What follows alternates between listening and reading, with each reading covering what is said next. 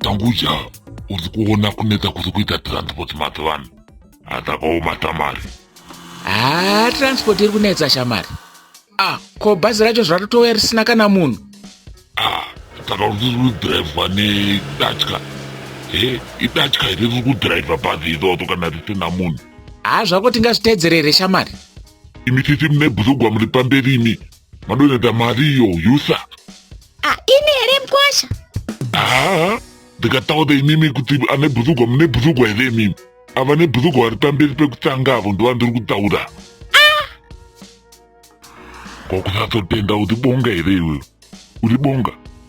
Ndawati iwewe hautende nekuti dzakandi kutenda kwakiti kuri mumwoyo. Saka uri bonga. Uri bonga here iwewe. Unopenga here iwewe. Uri bende.